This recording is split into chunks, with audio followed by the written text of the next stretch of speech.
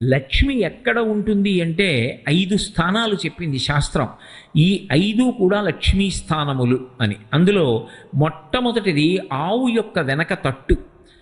గోవు యొక్క వెనక భాగంలో లక్ష్మీదేవి ఉంటుంది. మహాభారతంలో చెప్తారు, ఒకప్పుడు గోశాలలో ఉన్నటువంటి గోవుల దగ్గరికి వెళ్ళి అడిగింది లక్ష్మీదేవి, నేను నీ దగ్గర ఉంటాను అని అడిగింది. గోవులున్నాయి, నువ్వు చంచల స్వభావం ఉన్నదానివి, నువ్వు భక్తుల్ని పరీక్షించి వాళ్ళకి అహంకారం వస్తే వెళ్ళిపోతుంటావు, అందుకని మీకు మేము స్థానం ఇవ్వం అంది. కాదు కాదు, నేను అలా వెళ్ళడం వెనక రావడం వెనక ఒక తాత్పర్యం ఉంది, నేను లోకమాతని, నాకు స్థానం ఇవ్వకపోతే ఎలా అని అడిగింది.